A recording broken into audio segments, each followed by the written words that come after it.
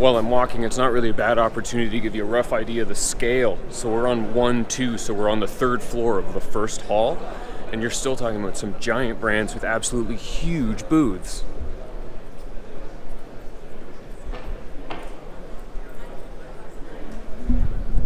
You could come here for 3 weeks and not even walk past everything, let alone have a meeting. You really have to be so focused and know kind of what you want to see, and hope that the stuff you miss you can see some other time during the year, or you know well enough to remember next year. Now we're in the new Les Ateliers area, which is all the brands that we used to see in the Palace have kind of moved into their own area here, which looks really nice. MB&F, Graham, Arnold & Son, tons of stuff in here, so much to see, so little time.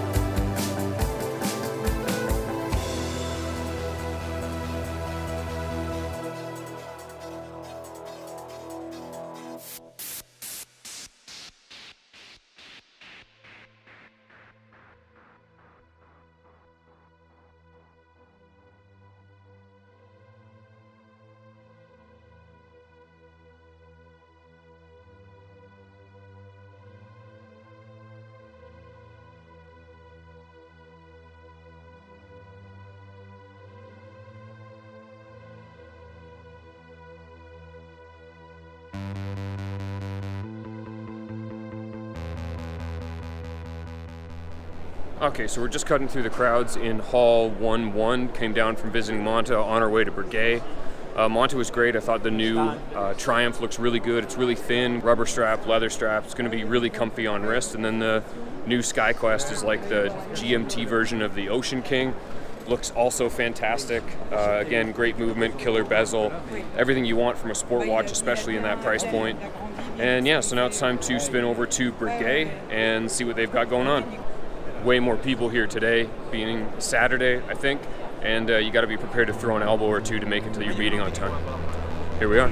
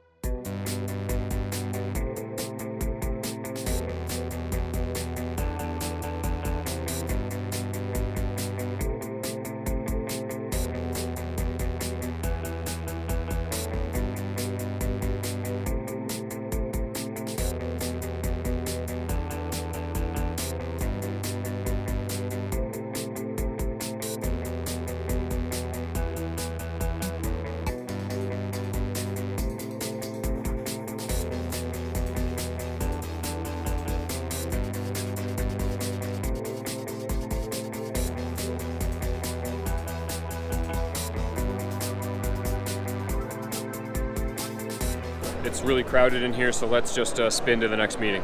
Should be a good one.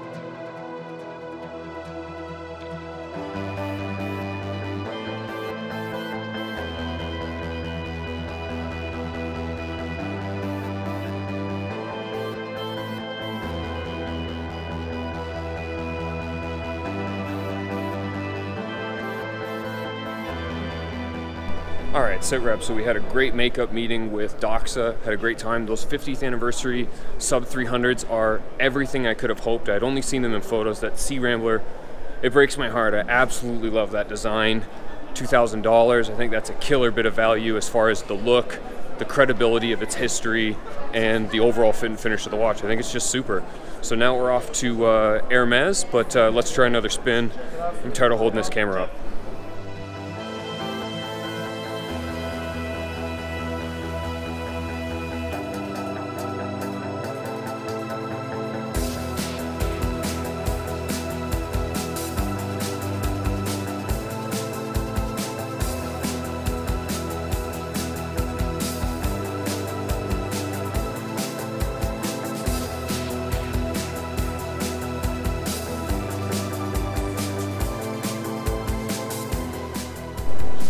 Hey, yeah, so we were just done at Hermes. We saw a couple of watches because they do make watches. We saw a cool Perpetual calendar made by Watcher. That was pretty cool, yeah. In Platinum, too bad, yeah.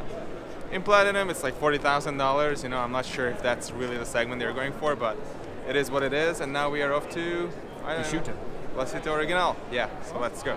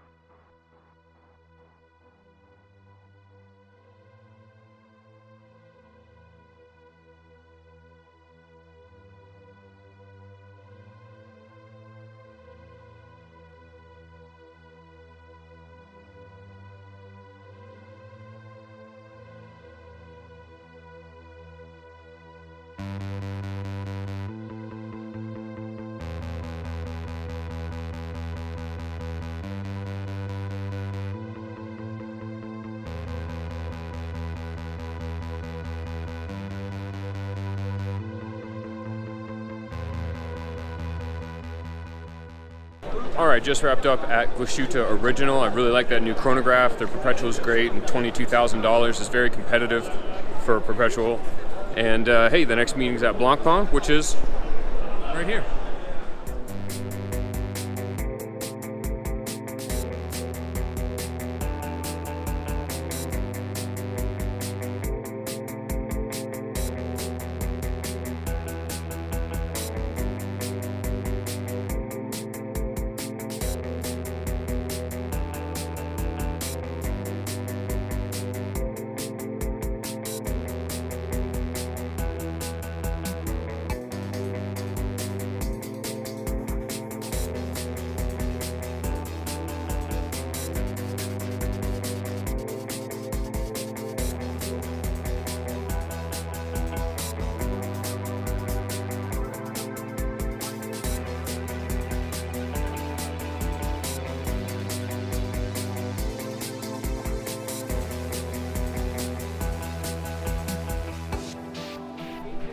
Okay, so we've left the haze of European cigarette smoke behind as I've left the show. Man, it's been a busy day. We saw a lot of stuff. It's about a little after 7 at this point. I'm having a lot of trouble just remembering everything we've seen. It could be partly that I'm tired and just one meeting after another today. It was one of those really full days that comes up towards the end of the show. You know, we just left Blancpain, and I thought the tribute, the 50 Fathoms tribute to MIL-SPEC was so good. It's so cool to see a 40mm 50 Fathoms again. It's been so long at 45mm, which never really suited my wrist nor my taste for watch size. And I just think it's killer. It looks really good. I love its connection to the Navy with the water ingress, you know, marker and that sort of thing. I think all around a real win. Obviously, you should be able to make a pretty amazing watch at $14,000, but still really cool. And yeah, we saw a handful of great stuff today. I hope you really enjoyed the video, and we'll be back tomorrow for what I believe is our last day at the show, or certainly the last day we'll be vlogging, as I'm heading home the next day. So thanks so much for watching and for commenting. Catch y'all tomorrow.